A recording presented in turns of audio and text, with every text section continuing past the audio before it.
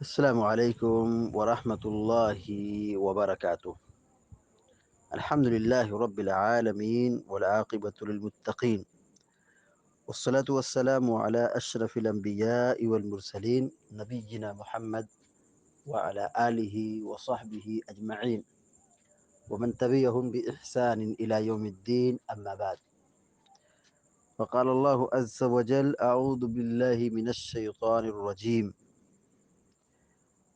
فمن تعجل في يومين فلا إثم عليه ومن تأخر فلا إثم عليه لمن اتقى واتقوا الله واعلموا أنكم إليه تحشرون. سورة البقرہ کی آیت نمبر 203 کا آخری حصہ پڑھا گیا ہے۔ اللہ رب العالمین فرماتا ہے: فمن تعجل فی یومین فلا اثم علیہ، کہ جو شخص 2 دن میں جلدی کرے، فلا اثم علیہ، اس پر کوئی گناہ نہیں ہے۔ ومن تأخر، اور جو تاخیر کرے یعنی ایک دن اور لیٹ جائے، فلا اثم علیہ، تو اس پر بھی کوئی گناہ نہیں ہے۔ لمن اتقى، یہ اس کے لیے ہے جو تقوی اختیار کرے، جو تقوی اختیار کرے ان کے لیے کوئی گناہ نہیں ہے، یعنی اپنے حج کی ادائیگی میں وہ تقوی اختیار کر رہا ہے، گناہوں سے بچ رہا ہے، للہ فی اللہ کام کر رہا ہے، تو وہ چاہے 2 دن گزار کر کے چلا جائے یا پھر چاہے تو 3 دن مکمل گزارے، اس پر کوئی مواخذہ اور کوئی گناہ نہیں۔ واتقوا اللہ، اور تم لوگ اللہ تعالیٰ کا تقوی اختیار کرو۔ وَاعْلَمُوا أَنَّكُمْ إِلَيْهِ تُحْشَرُونَ، اور یہ بات تم یاد رکھو، اچھی طرح جان لو کہ تم لوگ اسی کی طرف اکٹھا کیے جاؤ گے، جمع کیے جاؤ گے، یعنی حشر کے میدان میں قیامت کے دن تم کو حساب و کتاب کے لیے جمع کیا جائے گا۔ یہ حج کے مسائل کے متعلق آخری آیت ہے، یعنی سورہ بقرہ میں جہاں حج کے بہت سارے مسائل اور احکام کا تذکرہ کیا گیا ہے، تو یہ حج کی آخری آیت ہے۔ یہاں پر 2 دن میں جلدی کرے یا تاخیر کرے، اس پر کوئی گناہ نہیں۔ اس کا معنی یہ ہے کہ دیکھیے 10 ذی الحجہ کو حجاج کرام 4 کام کرتے ہیں: کنکری مارنا، قربانی کرنا، بال بنانا اور خانہ کعبہ کا طواف کرنا، صفا مروہ کی سعی کرنا۔ یہ 4 کام کر لیتے ہیں تو وہ اب مکمل طور سے حلال ہو جاتے ہیں۔ 2 کام کر لیے تو احرام کھول دیتے ہیں، اور یہ چاروں کام ترتیب سے کرنا ضروری نہیں، البتہ افضل کہہ سکتے ہیں، بہتر کہہ سکتے ہیں، لیکن اگر اس میں آگے پیچھے ہو جائے تو کوئی حرج نہیں ہے۔ ان 4 کام کے بعد حجاج کرام منی میں آ کے ٹھہرتے ہیں، 10 ذی الحجہ کو منی میں رہتے ہیں، 11، 12، 13 ذی الحجہ کو منی میں گزارتے ہیں۔ شریعت نے یہ کہا ہے کہ 12 ذی الحجہ کو کنکری مار کے اگر جانا چاہتے ہو تو جا سکتے ہو، یہی مطلب ہے فمن تعجل فی یومین فلا اثم علیہ، کہ جو 2 دن میں جلدی کرے، یعنی 11 تاریخ کو رہے اور 12 تاریخ کو رہے، اور دونوں تاریخ میں 11 اور 12 جمرات کو کنکری مارے اور منی میں رات گزارے، منی کے اندر دن گزارے، تو وہ چلا جائے، یعنی 13 کو نہ منی میں رکے اور نکل جائے، کوئی حرج نہیں، کوئی گناہ نہیں۔ اس آیت کی تفسیر میں اہل علم لکھتے ہیں، تفسیر جلالین میں یہ عبارت ہے تفسیر سعدی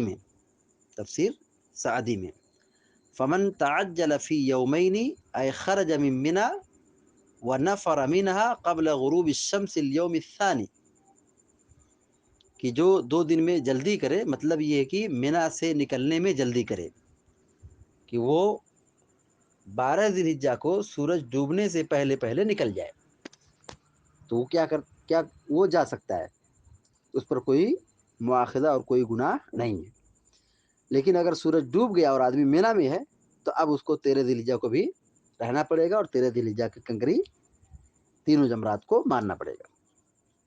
تو نکلنے کا وقت بتا دیا گیا ہے کہ 12 ذی الحجہ کو کنکری مارنے کے بعد وہ مینا سے نکل جائے اور سورج ڈوبنے سے پہلے پہلے مینا سے باہر ہو جائے، نکل جائے۔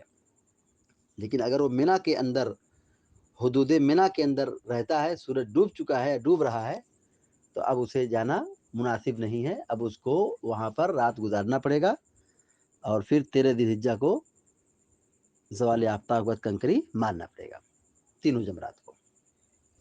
تو شیخ سعدی رحمۃ اللہ علیہ لکھتے ہیں کہ 2 دن میں جلدی کرے، مطلب یہ کہ 12 ذی الحجہ کو کنکری مار کر سورج ڈوبنے سے پہلے پہلے نکل جائے۔ فلا اسم علیہ فلا اسم علیہ، اس پر کوئی گناہ نہیں، اس پر کوئی گناہ نہیں۔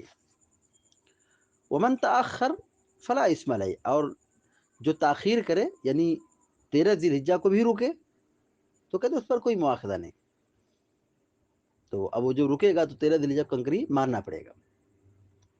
کہتے ہیں کہ اللہ تعالیٰ نے کہا فلا اسم علیہ، اس پر کوئی گناہ نہیں ہے، یعنی 13 ذی الحجہ کو نہ رکے، کنکری نہ مارے، 12 ہی کو کنکری مار کر سورج ڈوبنے سے پہلے نکل جائے۔ کہتے ہیں ھذا تخفیف من اللہ تعالی علی عبادہ فی اباحۃ کلا الامرین، کہ اللہ تعالیٰ نے یہ اپنے بندوں پر ایک بہت بڑی تخفیف عطا کی ہے کہ اس نے 2 معاملے میں اختیار دیا ہے، 2 معاملے میں کیا کیا ہے، جائز قرار دیا کہ وہ چاہے 12 کو جا سکتے ہیں، نہیں تو رکے 13 کو جائے۔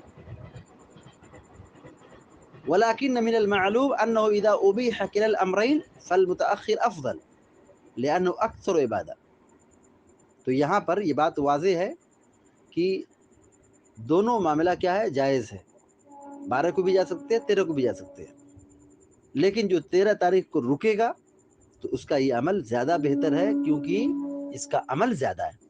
ظاہر ہے 13 کو رکے گا تو 13 ذی الحجہ کو تینوں جمرات کو 7 کنکری مارے گا، تو اس کا یہ عمل ہے، عبادت ہے، نیکی ہے، تو جو رکے گا اس کا رکنا زیادہ بہتر ہے۔ یعنی اللہ تعالیٰ نے یہ تخفیف کر دیا ہے، یہ آسانی پیدا کی ہے کہ 12 کو جا سکتا ہے، نہیں گیا تو 13 کو چلا جائے، یعنی 1 دن کی چھٹی یہاں پر رکھی گئی ہے، یعنی اگر کوئی شخص جانا چاہتا ہے تو بلا شبہ وہ جا سکتا ہے۔ وَاعْلَمُوا وَاتَّقُوا اللَّهَ وَاعْلَمُوا أَنَّكُمْ إِلَيْهِ تُحْشَرُونَ۔ شیخ سعدی رحمہ اللہ اس آیت کی تفسیر لکھتے ہیں کہ اللہ کا تقوی اختیار کرو اور تم یہ جان لو کہ تم اسی کی طرف لوٹ کر کے جانے والے، تم کو وہاں جمع کیا جائے گا، یعنی اللہ تعالیٰ کے یہاں تم کو دوبارہ زندہ کیا جائے گا، جمع کیا جائے گا۔ کیا مطلب ہے؟ کہتے ہیں فَمُجَازِيكُمْ بِأَعْمَالِكُمْ، تو وہ تمہارے اعمال کا بدلہ دے گا، یعنی تم اس کی طرف جمع کیے جاؤ۔ کیا مطلب ہے؟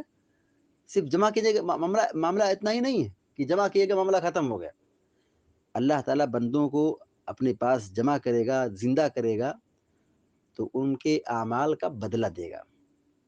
فَمَنِ اتَّقَاهُ وَجَدَ جَزَاءَ التَّقْوَىٰ عِندَهُ، اور جو تقوی اختیار کرے تو وہ اللہ تعالیٰ کے یہاں تقوی کا بدلہ پائے گا، یعنی جنت کی شکل میں۔ وَمَن لَّمْ يَتَّقِهْ عَاقِبَهُ أَشَدَّ الْعُقُوبَةِ، لیکن جو تقوی اختیار نہ کرے، بالکل بے خوف زندگی گزارے، حلال و حرام کی تمیز نہ ہو، جائز ناجائز کی تمیز نہ ہو، بس جانوروں کی زندگی گزار رہا ہے، تقوی نہیں اختیار کرتا ہے، تو ایسے شخص کو اللہ تعالیٰ سخت عذاب دے گا۔ یہاں اللہ رب العالمین نے کہا وَاعْلَمُوا، یہ بات جان لو کہ تم انکم الیہ تحشرون، کہ تم اس کی طرف جمع کیے جاؤ گے، کہتے ہیں فالعلم بالجزاء من اعظم الدواء لتقوى اللہ، کہ یہاں اللہ تعالیٰ نے علم کی بات کی ہے، کیونکہ علم یہ اللہ کے تقوی میں سب سے زیادہ کارآمد ہے۔ علم ہوگا تو تقوی پیدا ہوگا، علم ہوگا خشیت پیدا ہوگی، علم ہوگا نیکی کا جذبہ پیدا ہوگا۔ یہ بہت بنیادی سبب ہے، ایک عظیم چیز ہے۔ اللہ کے تقوی کی مضبوطی کے لیے، اللہ رب العالمین کے تقوی اختیار کرنے کے لیے علم کا ہونا ضروری ہے۔ علم ہوگا تو متقی آدمی بنے گا، علم ہوگا تو نیک کام کرے گا، علم ہوگا تو گناہ سے بچے گا، اور اگر علم نہیں ہے تو خشیت نہیں۔ اسی لیے اللہ تعالیٰ نے قرآن کریم میں کیا فرمایا کہ اللہ تعالیٰ سے ڈرنے والے جو بندے ہیں وہ کون ہیں؟ علماء۔ انما یخشی اللہ من عبادہ العلماء، یقینی معنوں میں اللہ سے ڈرنے والے علماء ہیں، یعنی ان کے پاس علم ہے، خشیت پیدا ہوتی ہے، وہ ڈرتے ہیں، اللہ تعالیٰ کے حکم پر چلتے ہیں، تو یہ اللہ تعالیٰ کی خشیت کا فائدہ ہے۔ اسی لیے اللہ تعالیٰ نے یہ کہا کہ تم اس کی طرف جمع کیے جاؤ گے، یعنی اللہ تعالیٰ جمع کرے گا اپنے پاس بندوں کو، تو اس سے پہلے علم کی بات کی ہے، یعنی یہ سبب ہے کہ قیامت کے دن کی خطرناکی سے بچو، تباہی سے بچو، بربادی سے بچو، ناکامی سے بچو۔ اور علم ہوگا تو پھر آدمی ہلاکت سے، تباہی سے، بربادی سے، معصیت سے، نافرمانی سے اپنے آپ کو بچائے گا۔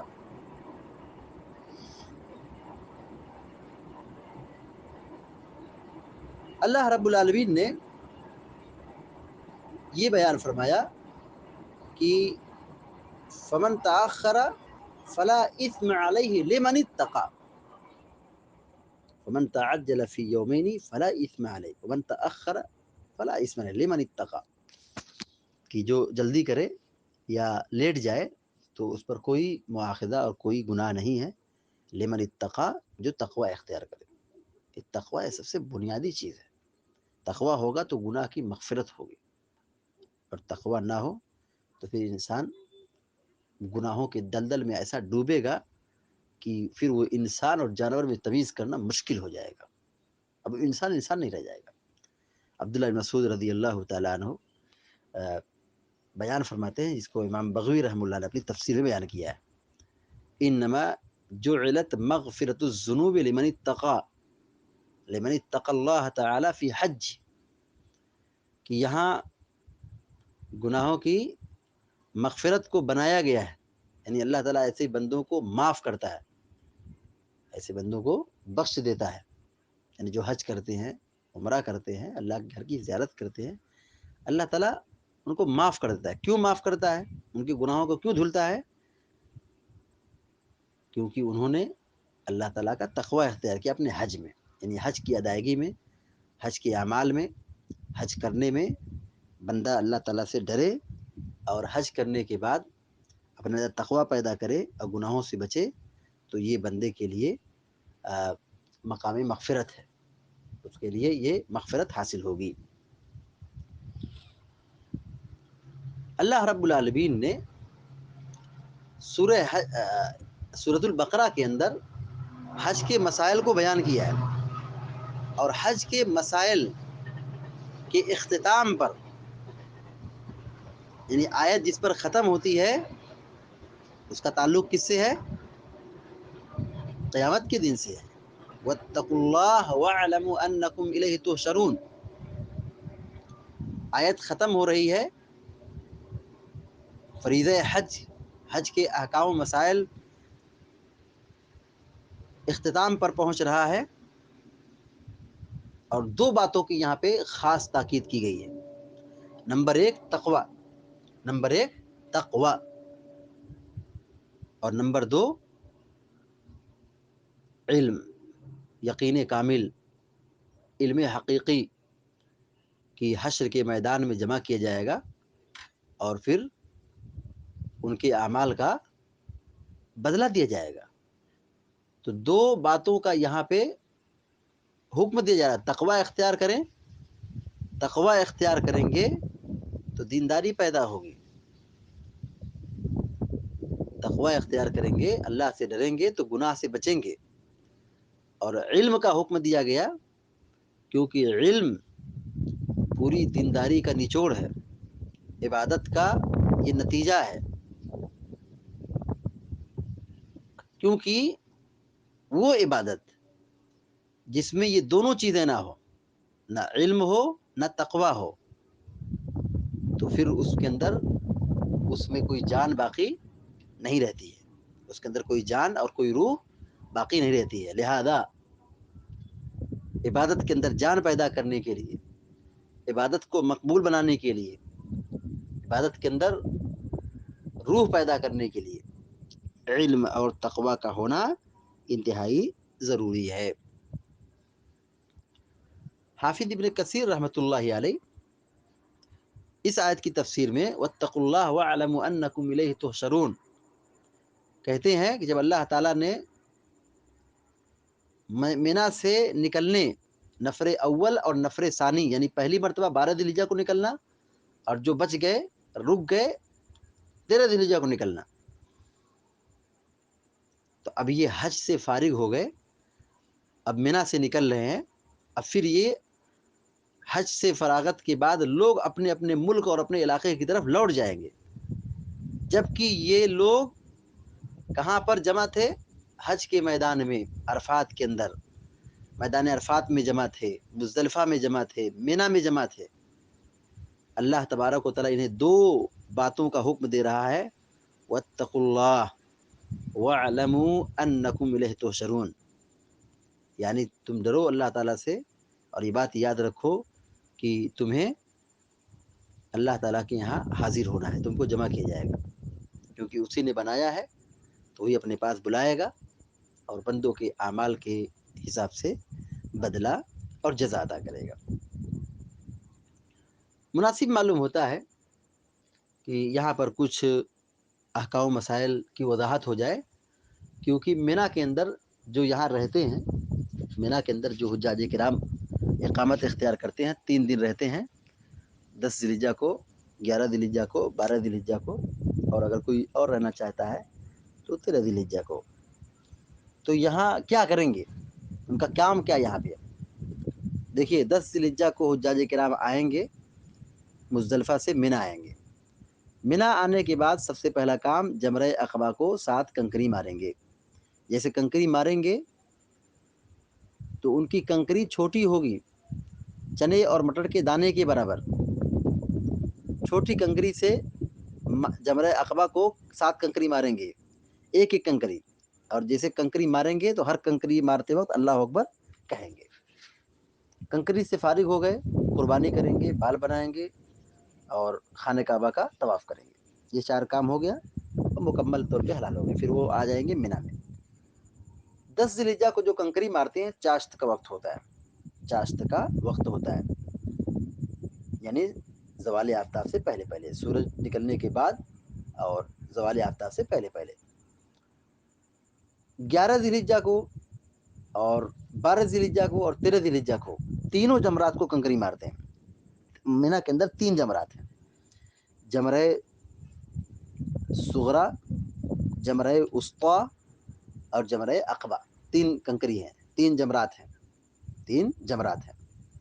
تو ایام تشریق میں 11، 12، 13 ذی الحجہ کو جب جمرات کو کنکری ماریں گے تو کنکری مارنے کا وقت زوال آفتاب کے بعد ہے، زوال آفتاب کے بعد ہے. اور تینوں جمرات کو 7 کنکری ماریں گے، ایک ایک کنکری کا. ایسا نہیں کہ 7 مٹھی ملیں گے اور اکٹھا مار دیں گے، ایسا نہیں. ایک کنکری پھینکیں گے، دوسری کنکری ماریں گے، تیسری، چوتھی، 5ویں، 6ٹھی، 7ویں، اور ہر کنکری مارتے وقت اللہ اکبر کہیں گے، اللہ اکبر کہیں گے، اللہ اکبر کہیں گے. سب سے پہلے جمرہ صغریٰ کو، جس کا ایک نام جمرہ اولیٰ بھی ہے، جمرہ دنیا بھی ہے. صغریٰ کو 7 کنکری ماریں گے اور پھر وہاں پر کنکری مارنے کے بعد الگ ہو کر کے دعا کریں گے. دعا کے بعد آئیں گے جمرہ وسطیٰ کے پاس، یہاں بھی 7 کنکری ماریں گے اور پھر قبلہ رخ ہو کر کے دعا کریں گے. تو جمرہ اولیٰ جس کا نام صغریٰ ہے اور دنیا ہے، اس جمرے پر اور جمرہ وسطیٰ اس پر اللہ تعالیٰ سے دعا کریں گے، مانگیں گے. پھر دعا کے بعد آ جائیں گے جمرہ عقبہ کے پاس.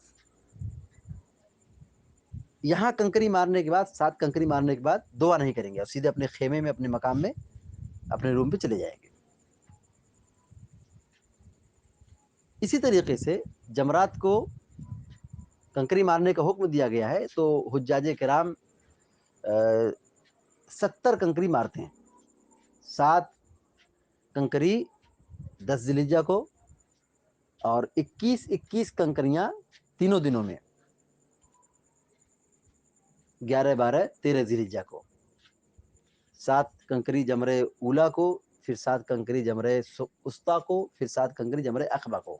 تو 7 تریکی 21، 3 دنوں میں جوڑ لیں 21 21 21، تو یہ کتنا ہو گیا 63. 20 3 60 اور پھر 1 1 1 63، اور پھر 7 کنکری یوم النحر کو مارے تھے تو یہ 63 اور 7 کتنے ہو گئے 70، یعنی ایک حاجی 70 کنکری مارتا ہے. تو جو 12 ذی الحجہ کو چلا جائے گا تو اس کی 21 کنکری کیا ہوگی، کم ہو جائے گی، 21 کنکری کم ہو جائے گی. لیکن افضل اور بہتر یہ ہے کہ وہ 13 ذی الحجہ کو بھی مینا کے اندر قیام کرے اور تینوں جمرات کو کنکری مارے. دیکھیے کنکری مارنے میں نیابت جائز ہے، نیابت جائز ہے. نیابت کا مطلب یہ ہے کہ جیسے کوئی بہت ضعیف ہے یا کوئی چھوٹا بچہ ہے یا کوئی بہت شدید بیمار ہے، اب وہ یہ کام نہیں کر سکتا ہے، تو ایسی مجبوری میں اس کی طرف سے کوئی دوسرا شخص مار سکتا ہے. اسی طریقے سے مینا میں رات گزارنا یہ حج کے واجبات میں سے ہے.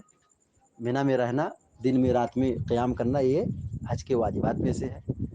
لیکن اگر کسی کوئی مجبوری ہے، کوئی ڈیوٹی ہے، کوئی کام ہے، تو مجبوری کی صورت میں وہ مینا سے جا سکتا ہے. تو اب وہ جب چلا جائے گا تو ظاہر ہے اس کی کنکری مارنے کا مسئلہ ہے. تو اگر ایسا امکان ہے کہ وہ کنکری مار کے جائے تو ٹھیک ہے، لیکن اگر وہ ایسا نہیں کر سکتا ہے تو اس دن کنکری نہ مارتے ہوئے دوسرے دن کنکری آ کے مارے، تو دونوں دن کی کنکری اکٹھا مارے. یعنی 7 کنکری، یہ 21 کنکری مارنے کے بعد پھر 21 کنکری مارے. یعنی اس کو دو دنوں کی کنکری اکٹھا مارنا پڑے گا، کیونکہ وہ ایک دن مینا میں نہیں تھا، غائب تھا. مینا میں نہیں تھا، وہ غائب تھا. تو جو لوگ مینا میں قیام کر رہے ہیں، حج کر رہے ہیں، تو 12 ذی الحجہ کو جانا چاہیں تو جا سکتے ہیں غروب آفتاب سے پہلے. لیکن اگر وہ نہیں گئے، آفتاب غروب ہو گیا، تو پھر انہیں 13 ذی الحجہ کو بھی رہنا پڑے گا. اللہ تعالیٰ سے دعا ہے کہ اللہ تعالیٰ ہم سب کو، آپ سب کو نیک عمل کی توفیق عطا فرمائے. آمین رب العالمین. وصلی اللہ علی نبینا محمد وسلم تسلیما کثیرا. والسلام علیکم.